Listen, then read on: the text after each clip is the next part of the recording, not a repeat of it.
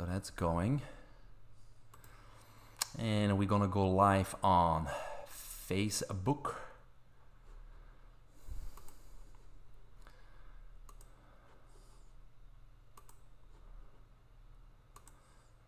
Good. And we're gonna go on YouTube.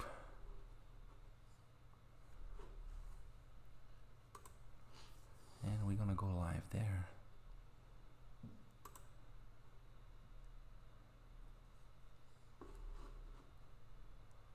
It's a little bit of a learning curve, but here we are.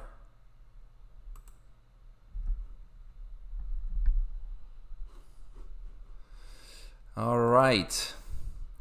This is our first podcast here. And I am Dr. Mike. And if you want my credentials, you can go to our website, mikevanthielen.com.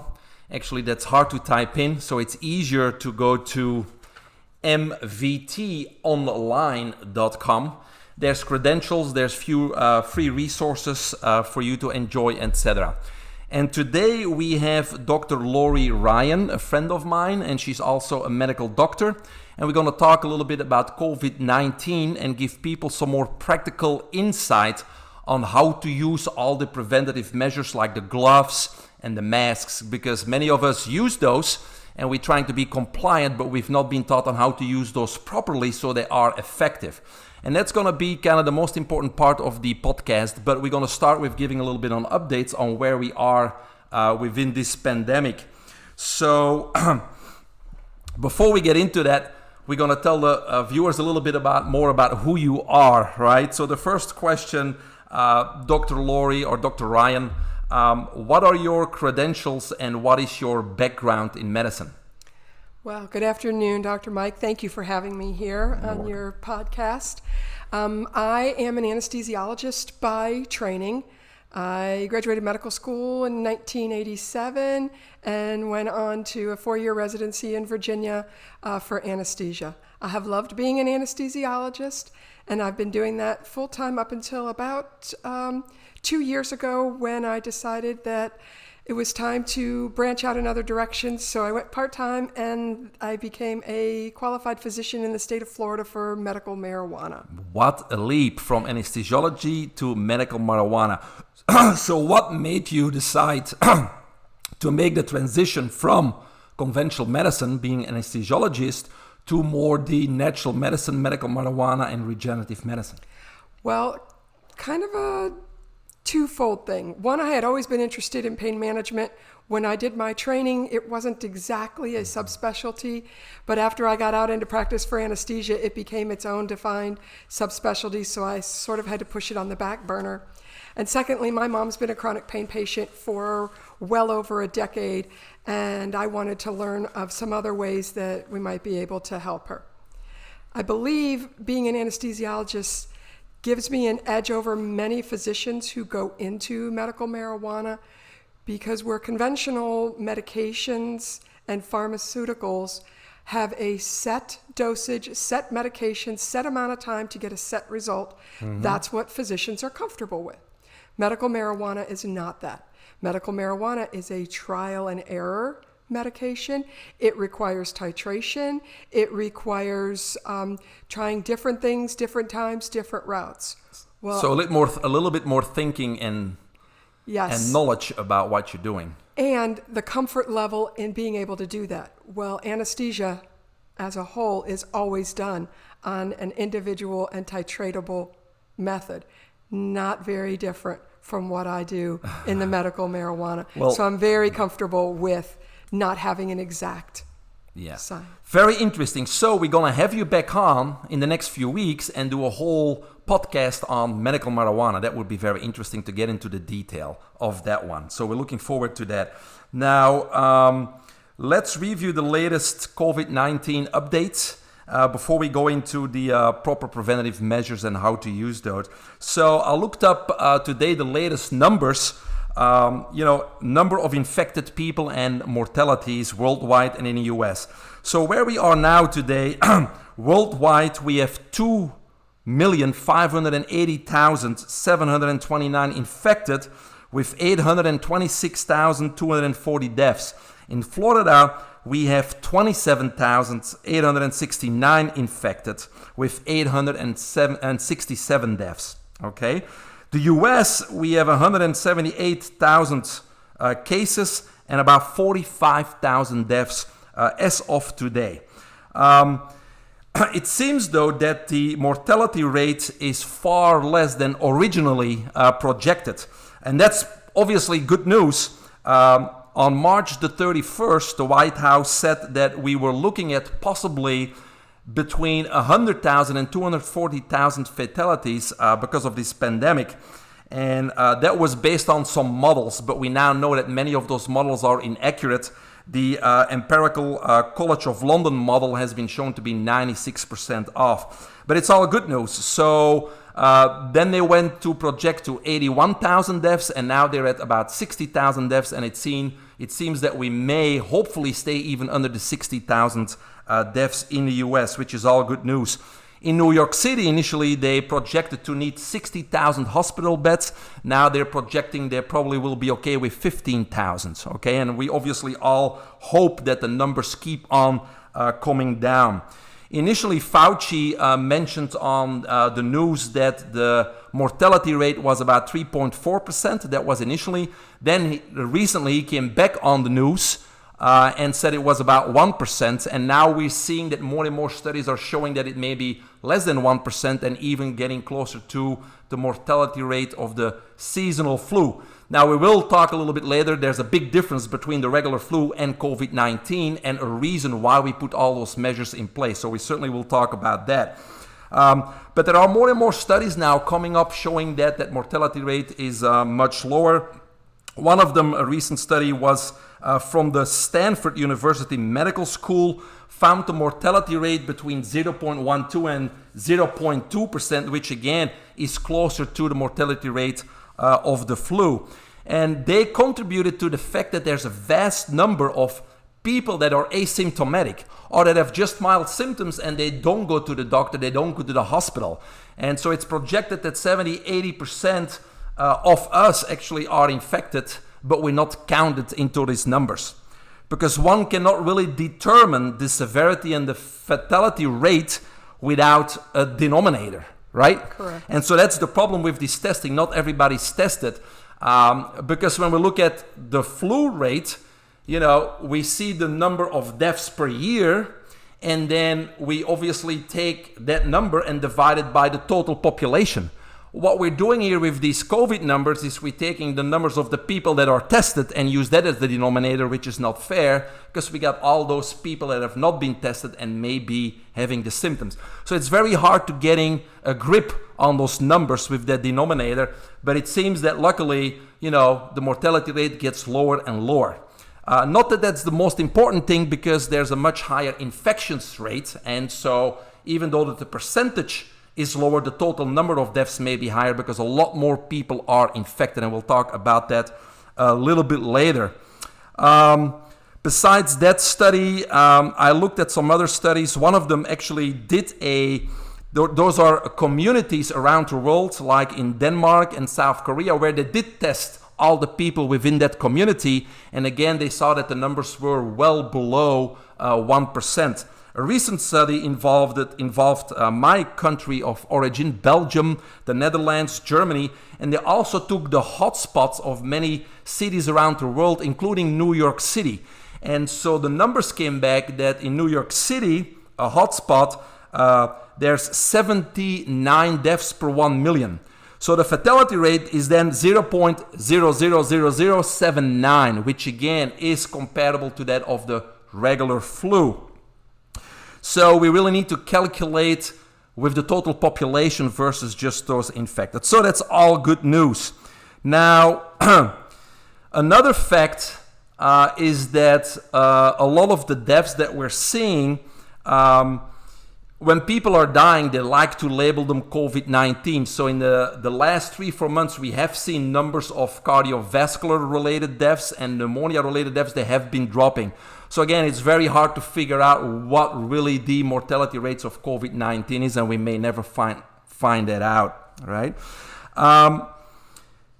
So that's enough as an introduction. I have been asked a lot of questions about the testing, and the testing, we've been reading about it. I know you've been studying about it. It's very complicated, the testing, but what we do know for our listeners and our viewers is there's two types of testing. We got the molecular testing, which basically, looks for signs of infection.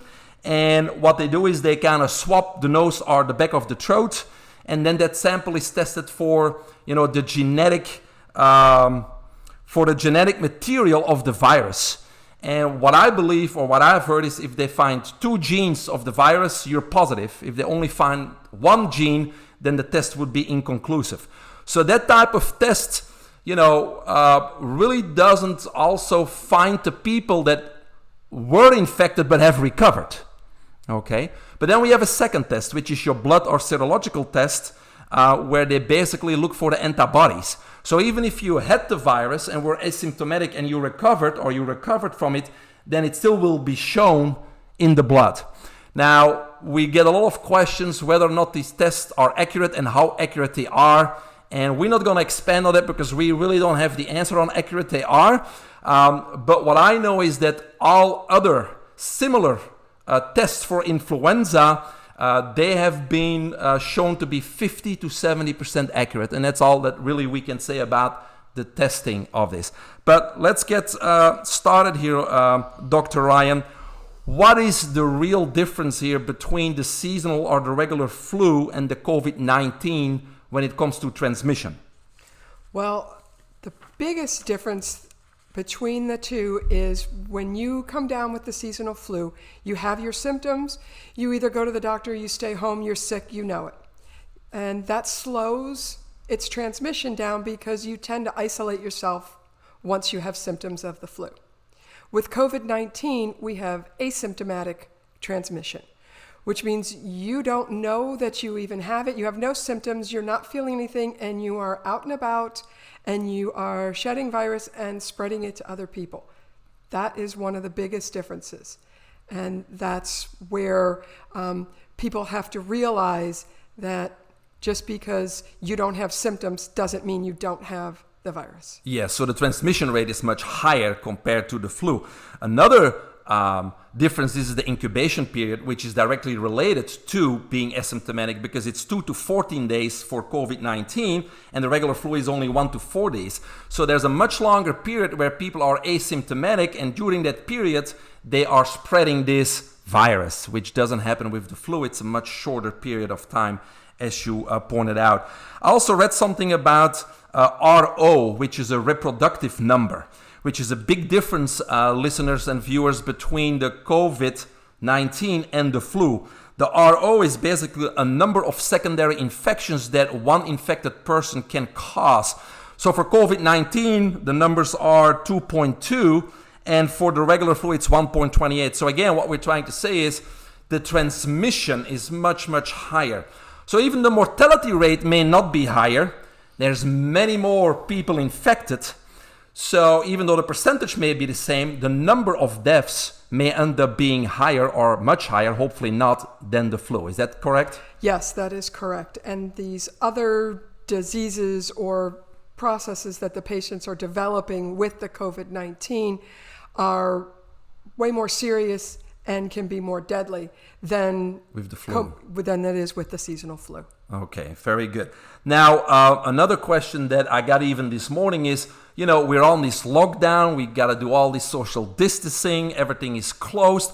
Why did that not happen with SARS and MERS and Ebola? And obviously, because people say with SARS and MERS, the fatality rate is much higher. I looked it up. SARS was 9.6%.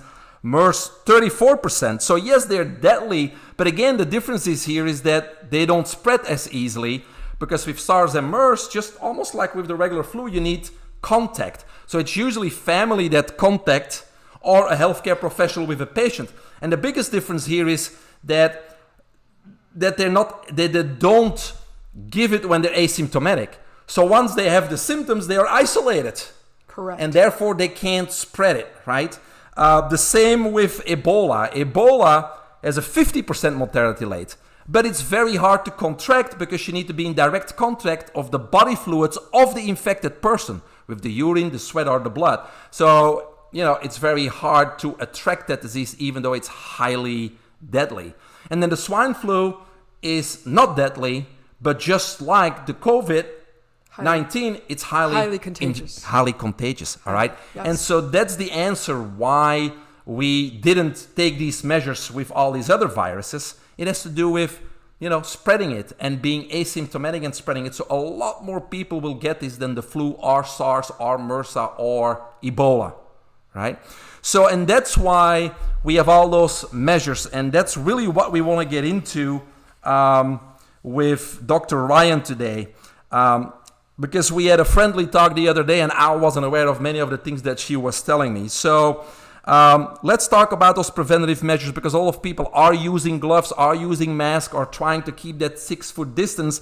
But when we observe it, they're not doing it the right way, and therefore it's not as effective. So what are the best ways to avoid or prevent that transmission, Dr. Ryan? Well, number one, we do want to emphasize staying 6 feet apart. This is a respiratory droplet, and we don't want to be spreading it that way. But right now, many cities and the country is considering facial covering, whether that's going to be a face mask of a N95 type, just a surgical face mask, or just a cloth over the face. Certain masks do certain things. Okay. The N95 mask, which is what the healthcare workers are wearing, and yes, please, we want to keep being able to funnel those to the healthcare workers, prevent them from being able to bring the virus into their nose and mouth. Okay. If you are This sick, direction. yes, Yeah. inward. If you are sick with COVID-19, we don't want you wearing an N95 because you're going to put it out into the environment. So You that doesn't, already the have it. N95 doesn't prevent you giving it to somebody Correct. else. It prevents you from getting it from Gotcha. someone. Okay. Now we have our surgical masks. And that one, and a true surgical mask has multiple layers. You should be able to cut one open, see the multiple layers. You should be able to pour a cup of water into the mask and have the water sit in there and not absorb through. Okay, so this one is going to prevent you from being able to pass or transmit out. Still, we'd like to keep you from a distance. I'm not recommending put a surgical mask on and get 1 inch from somebody. Yes. But the whole reason we wear them in surgery is to protect the patient from us. If not, we'd have the patients wearing masks. That doesn't make sense. Okay. The whole idea Yes. is we want to protect the patient from Gotcha. us. That makes sense. Okay, so then we get to the simple cloth mask, the bandanas, the coverings that you can find anywhere, the sew at home, the ones you can't put any kind of filter in. Mm-hmm. Those have a place as well for the general population for being out and about. And mostly the reason is, first of all, fluids are going to pass, as you well know, it's a cotton fabric. But what we want to do is have people wear them so that you're not wanting to touch your face. Okay. So if your face is covered, You're not going to touch it. chances are you're not going to reach up with a hand that could be infected and put it to your nose, put it to your mouth. Your eyes are still showing, but maybe if you're wearing glasses, you'll think twice. So it's just a conscious reminder to keep your hands away from your face. So that's self-protection, Yes. a reminder to yourself. Exactly. Okay. So knowing those 3 types of masks you just explained, is there a mask that prevents both giving it to somebody and getting it? I would guess and I don't know for a fact, but I'm guessing the respirator ones that we see people wearing are going to have a bit more because they're going to be filtered on all different sides. So that will be bi-directional then. Okay, good. So that's the masks. Do you want to talk a little bit about hand washing? Yeah, hand washing is the mainstay of what we need to be doing to protect ourselves from getting it or from passing it to someone else. It's a simple and easy 20-second, good, complete wash of the hands. Sing your little alphabet song or twinkle song and get your hands good and clean. The soap, the particles in soap break down the envelope that is wrapped around that coronavirus and therefore makes it unable to get into our body. So hand washing is crucial. If you feel like you need to go itch, get up, wash your hands, and rub your nose, rub your mouth, rub your eyes, whatever you need to do, but do it with a clean hand. And you said 20 seconds. It seems like a long time. That's why we got to sing a song? That's why we sing a song. Helps us remember that it's 20 seconds. And anything less than 20 seconds wouldn't be really effective? It's still going to be effective, but it's not maximally effective. Okay. So just getting the soap and the rubbing process. Yeah. Break that envelope that's surrounding that coronavirus so that it's not able to be transmitted. And so in which situations would you recommend people always wash their hands then? Or how often? Yeah. Well, anytime if you're coming in from the store, if you've been out somewhere, wash your hands. If you're getting ready to cook, wash your hands. After using the restroom facilities, wash your hands. Just generally throughout the day, it just doesn't hurt to get up and wash your hands. You can use alcohol-based sanitizers as well. I keep one in my car. Before I even walk into the grocery store, I go ahead, sanitize. As soon as I get back into the car, sanitize. After I'm done unpacking my groceries, wash my hands. It's just good practice, good habits to get into. Okay, very good. Now, I see more and more people, when I go to Publix, wearing gloves. More and more people are wearing gloves. What's the purpose of the gloves? And, I see people wearing the gloves, and they touch something, and then they get their credit card out. So to me, it doesn't make much sense. So explain why we should need gloves, and if you wear gloves, how are we going to use them effectively and properly? And that's one of the biggest problems we're seeing right now is incorrect and ineffective use of gloves. Gloves protect from your hands getting any virus on them, which you would subsequently then pass to your mouth, nose, or eyes. It does not prevent the transmission of the virus once it's on the gloves. Those of us that work in a sterile environment are very familiar and comfortable with wearing gloves, what you can touch, what you shouldn't touch, and are always aware of where our hands are. But for your average person, they're not. So if you put your gloves on and you go to the grocery store and you touch the cart, you touch the products, you touch everything there is in the store, and someone sends you a text. So what's the first thing you do? You grab your phone and you unlock your phone and you start doing your stuff. You stick your phone back in your pocket. Okay, now it's on your phone. Then you go into your purse because you're ready to check out and you rummage through your purse to get your wallet. You've infected everything that's in there. No problem, you still have your gloves on. So you think you're fine. And then you get to your car and you take your gloves off. And please don't be throwing them on the ground. I can't tell you how many I see in shopping carts and on the ground. Please don't do that. Take them home, dispose of them. Keep a trash bag in your car. Put them in there. The problem is the things in your purse on your phone now have potential for having the virus on them. So now you pick it up with your hand because you're getting ready to call home to say, hey, I'm on my way with the groceries. Meet me out there to help unpack. And now you've touched your phone with your hand. And the gloves didn't do any good. The gloves didn't do any good. Now you go home, you touch your face, you touch your groceries, and you've touched everything. The other disadvantage to gloves is when you pick up something that could be wet, sticky, whatever, you feel it on your hands, and the first thing you do is go, I have something on my hands, and you go wash. You don't feel that sensation with gloves. The gloves. You don't have that tactile feedback. Exactly, and then you just go touch everything else. So now that makes a lot of sense with the gloves. So if I want to wear, is there a need to wear gloves? And if I want to wear gloves, what do I do then? Well, is there a need to wear gloves? I can't exactly say at this point we have a need to wear gloves. Okay. But if you feel more comfortable wearing gloves, just be very tactile and situationally aware of where your hands are and what you're touching. So your shopping example was good. So let's say you go shopping with gloves and you set the credit card and touching your phone. How would I handle those situations or prevent those situations from happening then? Well, number one, take a shopping list on a piece of paper. So take your shopping list off your phone. Get it on a piece of paper, number one. Number two, don't answer your phone in the grocery store. Whatever it is, they can wait. Pretend you're in a meeting, can't take the call anyway. Number three, put your credit card in your pocket, in a separate pocket, so that the only thing you actually have to touch with your glove is your credit card. And not the rest in your purse and your wallet, etc. Exactly. Keep that credit card in your pocket. You can take it back out, set it on the counter, and then wash your hand.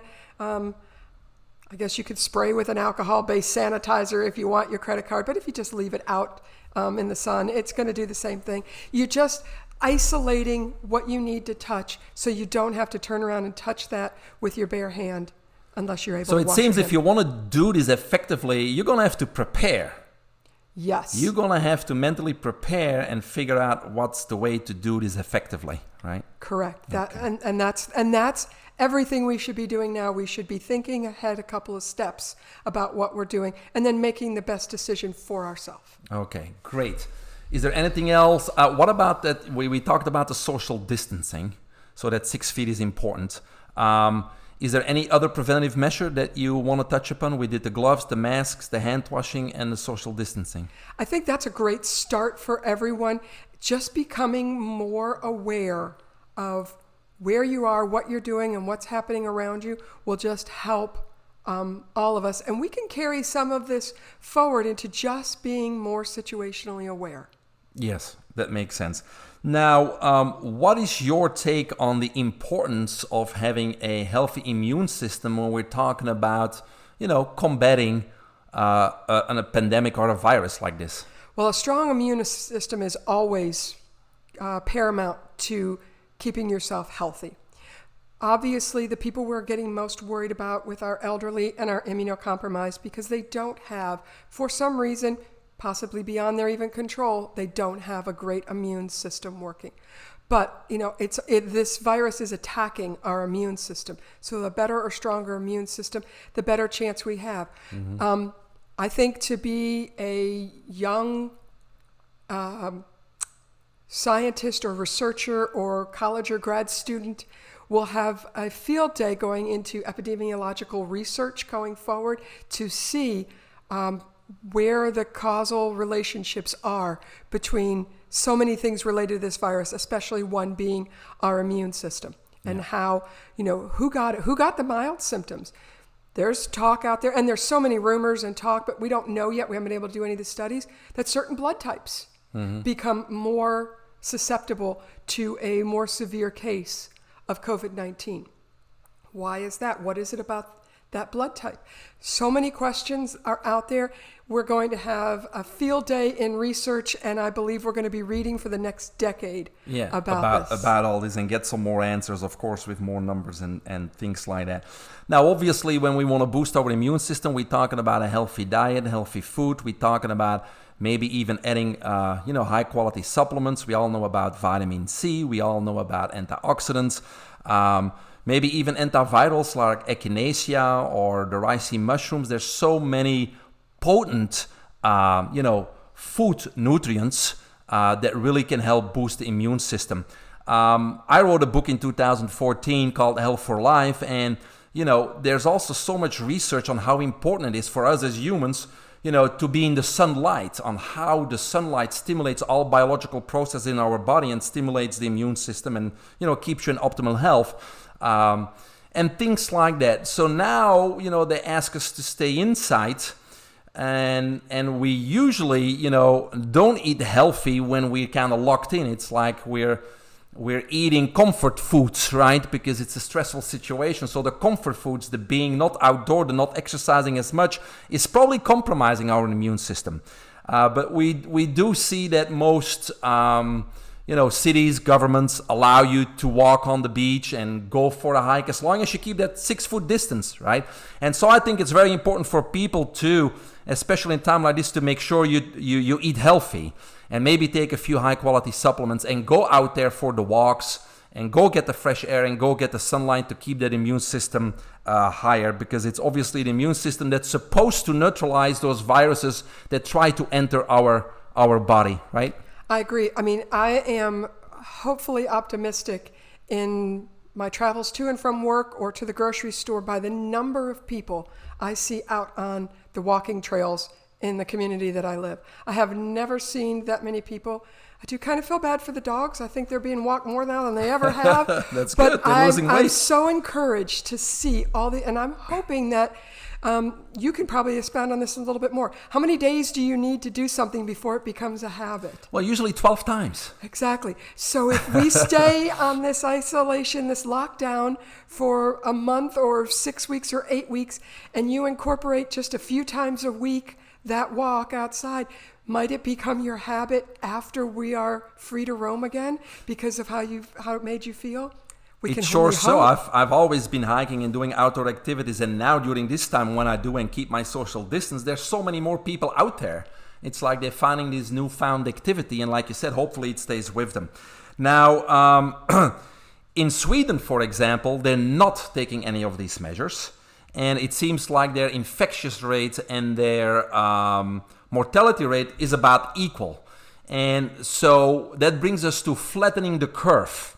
Okay, so what's the purpose of flattening the curve, and what are the advantages or maybe even disadvantages of that? Well, that's a hot topic right now because the whole push in the beginning was to flatten the curve. And we flattened the curve because of a resource issue, because of a supply chain issue. We did not, nor do we, nor will we ever have enough ICU beds and ventilators if we had a mass infection rate in the country. Mm-hmm. And unlike other issues where you end up in the intensive care unit, frequently you're in there for 1 day, maybe 3. Patients with COVID-19 are spending a week, possibly 10 days or 2 weeks in the intensive care unit. They're not on an overnight ventilator from maybe a surgery that required a little extra time, or heart surgery in which they just need an extra few hours for the lungs to come back, wake up, and we can get it up.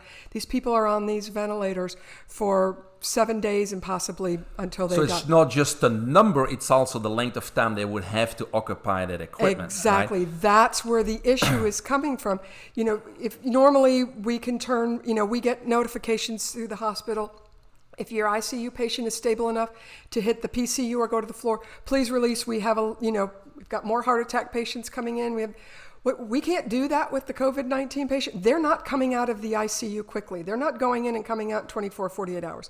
They're there for a while. Plus, the other supplies, ventilated patients are usually sedated. So they've got any number of drips that need to be, or IV medications that need to be given to them to keep them to where they're not going to buck against them during the whole time. So they can't eat. So now we've got to get feeding tubes down or IV nutrition. They're not able to use the bathroom, so we have to put catheters in. All of those supplies have to be used for every patient and repeatedly over and over. IV poles, IV pumps, things that a regular person would never think about if they're not working in a hospital setting. There's only so many of those supplies. So that's where flattening the curve. So all these measures were taken to not get a peak and everybody get infected at the same time, and basically stay below the threshold that our healthcare system could handle. Correct. Yes. But now we have people saying, okay, it looks like we're flattening the curve, but now we've extended that curve out over a longer time period. So this problem with the chain, with the resources, is now going to go on even longer. If that continues, that makes it harder for those of us in the healthcare field to start getting it opened up. Because the people that need surgery, procedures, they're not flying off to Mexico or something and getting it done elsewhere. They're just waiting. Yeah. They're patiently waiting. But when the time comes, they're going to need to have their procedures done. We are only hoping that they are not going to have additional healthcare issues because we weren't able to take care of them at the time we normally would have. So we're basically kicking the can down the road, but we may even have more work because all these surgeries that are not being done, they're just accumulating the longer this takes. Correct. And now we've got to ramp up the supply chain of all the PPE that we need to continue to protect those patients as well moving forward. We're in for a long haul. Yeah. And in the beginning, when this first started, there were some people, and I kind of agreed with them, that said, wouldn't it be better instead of having all of us doing all these measures, which I understand because asymptomatic people can carry it over to others, but to target or to focus on the people that are immunocompromised. In other words, why don't we put all our resources on the people that are 60 and above and put all our resources there and have the 60 and above people quarantine themselves and provide them with the services and let the economy go on. Because all the young people that are working, they may have it, but they will only have mild symptoms or asymptomatic symptoms, and put all the resources there instead of having this economy go down and so many people out of work and doing all this. Would that have been a good approach in your opinion, or? I think if we knew a little bit more about this virus and we knew a little bit more about how it's been mutated and how it's being transmitted, that might have worked. Except for if you look now, you're going to see young people, 20-year-olds are getting it and are dying. We see 40 and 60-year-olds getting it. And they had no underlying symptoms. Their bodies just couldn't handle the infection of COVID-19, but we don't know why. Again, more... no answers yet. No answers yet. Okay. Do I think this might help if we can get these answers and start these researchers going? Sure, because if we see the second wave, which they say, and I just don't know, we may have to change what we do going forward. Okay, very good. Let's talk a little bit about the pathophysiology of the disease, because initially, it was said that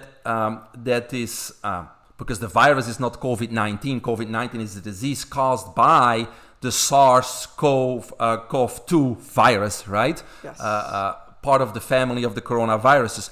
Now, it's been said in the beginning it was causing lung fibrosis, hence the ventilators, but now there's more and more, I would say, research coming out, or people thinking that it's really not an issue with the lungs, it's more of a hemoglobin type of issue. Can you expand on the difference between the both? Well, I believe we still have a lung issue going on, but you have to remember that respiration occurs in the lungs. That's where we take in oxygen and we release out the carbon dioxide. Coronavirus itself is a lung attacking virus. So it's affecting the lung tissues. But the problem comes with being able to bring the blood flow to the lungs so that we can take in oxygen and let out CO2. Some very recent research coming out now is saying that getting a oxygen saturation early on may be one of the first diagnostic tools we can use that a coronavirus infection, a COVID-19 infection is happening. That would be simple, right? Just a thing on the finger. Simple thing on the finger. Because what's happening is by the time patients are coming to the hospital, those oxygen saturation numbers are dangerously low. Average human lives between 94 and 100% oxygen saturation. We can handle going down 50%. You're still alive, but you're feeling it. But what they're finding now is early on, patients, before they're even showing a lot of signs or symptoms, their oxygen saturation is 82. In an otherwise normal, healthy patient, their oxygen saturation is 82. Something's wrong. Maybe they get a little bit of treatment earlier. We get the oxygen. We're telling patients, don't come to the hospital until you're short of breath. You're not short of breath till your oxygen saturation is dangerously low. Okay. So we can start instituting some oxygen supplementation because it becomes a cascading effect. With the hemoglobin, there is talk that the coronavirus may be attacking the hemoglobin inside the red blood cell.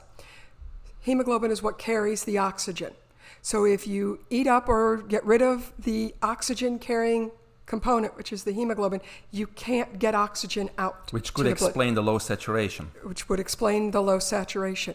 They're starting, which is a difference from ARDS, which is truly just a respiratory problem. Mm-hmm. Now, the reason we're getting into all these issues is as we get this inflammation in the lungs, fluid is building up into the lungs. The fluid is it's closing the alveoli, which is where we get that exchange of oxygen and carbon dioxide. So there's a lot of different things going on, and now they're starting to see maybe not using positive end expiratory pressure when we ventilate, but using a higher flow and forcing the oxygen in. Some are saying, let's get some blood transfusions going to see if that will help get some oxygen carrying capacity going. We're not really sure now, but we do know that a low oxygen saturation is one of the keys that we can be testing for. Very simply, very easy. It's not a blood test, it's not anything else. It's just a clip on the finger and saying, I put mine on the other day and I was this and now I'm this. And much because lower, when we start getting a lower oxygen saturation, we're going to start breathing faster. And something that is what's causing more damage. So where we think we're helping ourselves, we're actually damaging our lungs even more. Yeah. So actually, I mean, even for the viewers today, you can buy those little things even at Walgreens, Walmart, CVS and monitor it yourself maybe. And if it starts lowering, maybe you got to be worried about something. Right. Maybe then you contact your doctor and maybe they say, hey, just watch it again. Or maybe they say, maybe we need to get oxygen on you. And have you been around somebody? I was around someone, but I don't have a fever. I don't have, well, you may have it. You may be shedding it to others and that may be your only symptom and it may never go any lower. At least you could quarantine. Now, you're familiar with ventilators. Do you think maybe they're overutilized and in some instances can they do more harm than good? From what I'm finding out from my colleagues that are in the ICUs, they're trying, the ventilator is the absolute last resort. Okay. We are trying continuous positive airway pressure. We are trying bi-level positive airway pressure, CPAP and BiPAP. We are trying high flow oxygen, and we are only resorting to the ventilator for a last resort because of the possible complications. Right, because, this is the last bit. I personally and I'm asking because in the news or even when this all started, everything was about ventilators. We don't have enough ventilators. So, and it's true. But it's a last resort, and it's true. It's true. We don't have enough ventilators. I mean, you never expect in an ICU, and I've worked in them, to have every patient in your ICU on a ventilator. You just don't consider that because people are in the ICU for other reasons. Yeah. So even if you had enough ICU beds, you're not going to have enough ventilators for them all because that's just not what you and that's what the flattening of the curve was about, but now it seems that the numbers are lower anyway. And it also seems, and again, I don't work in a hospital, but I do talk to people in hospital too, that the hospitals, or some hospitals at least, are empty. They're not busy because we're expecting this influx of patients and it's not coming. By the way, that's good news, right? And so we will have probably enough equipment, and we don't know what that second wave is going to bring. We will see, but it seems right now we're on this little downslope, and that's why they want to start up the economy, so we don't know what that balance is going to bring, right? Exactly. I mean, we're not, luckily we haven't needed all the ICU beds and all the ventilators or all the staff, but then you're into the economical effect of all that because now we've got healthcare workers who are not working because we've shut down the hospitals to everything. All those things are eventually going to get done, but it's just a matter of reopening and phasing back in appropriately and carefully based on our supply chain. Then we have the drug approach. We all heard about the malaria drug, the hydroxychloroquine with the Z-Pack and the zinc. It seems like there's doctors in the United States that use it for their patients. There's also a lot of data coming from France and other countries that use this drug, the malaria drug with the zinc and the Z-Pack, and they seem to have a 99% or a higher success rate. From what I've heard is that this malaria drug attaches to hemoglobin, which then prevents the coronavirus from taking that oxygen. And maybe that's how that works. What have you heard, or what do you think, why this seems to be working? I read the same study in which they feel like that's where hydroxychloroquine helps. The problem is that they've not been able to get any sort of reproducible type studies to say that it is. And we have moved from an anecdotal type of medical practice years before I ever got in to a more evidence-based. And at this point, the evidence is not showing. Now, whether that patient might have been the one that was going to get, the virus ran its course anyway, and they were going to get better. And it just so happened they also got this. Okay, great. If everybody that because the mortality is less than 1%, right. So automatically 99% is going to recover with or without the drug. Exactly. So if we gave it to everybody, can we actually show a causal relationship, or can we just show a coincidental relationship? That's where the research and the studies are eventually going to have to get done. Okay. In the United States, there's been a little bit of fight going on, obviously, because, President Trump wants to, why don't we give the drugs? They give them everywhere. We don't know if they work or not work because we just discussed 1% fatality rate anyways. And then Fauci obviously says, well, we need to do clinical studies. But if we have to do real peer-reviewed clinical studies, it's going to take a long time. At least a year. But these drugs have been approved. They only would be, used off-label. And off-label is nothing new in this country. I mean, as you know, I've treated many neuropathy patients, and a lot of the neuropathy patients are on, gabapentin, Neurontin, Cymbalta, and all those drugs are epileptic drugs for seizures. So, I mean, there's thousands of doctors in this country that prescribe off-label drugs for their patients, and nobody cries about it. So, to me, it seems like it doesn't hurt to use these drugs. We don't know if they work, because like I said, they're 1%, but it really wouldn't hurt to use them on patients as maybe another line of defense before going on a ventilator and things like that. What is your take on that? Well, I've been doing a little bit of reading about that, and there are some people that are talking about, no drug that you get is 100% safe for everything. And I think there are some anecdotal incidences of some heart problems in people taking some of those drugs. But, the bottom line is physicians are well educated and well trained. And then the whole reason that we trust them is it's an art of medicine. They have to process. We have to think. We have to go, is this patient an appropriate one to go ahead and give this a try? What am I going to outweigh, my risks or my benefits? This person, I don't see a downside. I'm going to give it and we're going to try it. Age, condition, medical history, etc., etc., etc. Okay. There's also obviously the talk about developing a vaccine. There's the vaccine push going on that probably is normally takes a long time. They're trying to speed it up, right? And today we're not going to debate vaccines at all. That may be another podcast with somebody pro or anti-vaccine. So we're not going to go into that at all. But just from a common sense point of view, and then we're going to wrap it up soon here, is that they say that 80% or more of us are going to be infected. Most of us will say asymptomatic. That's what they project. Most people will be infected, whether you will suffer with this or not. If you're infected, you're supposedly immune. And if you're immune, why do you need a vaccine? Well, here's the thing. They're just getting ramped up on doing some antibody testing, and the early evidence is showing that some patients who are documented to have COVID-19, they had the symptoms, they've got the testing, aren't getting the antibody response that we would expect and that we would need to have. It already mutated?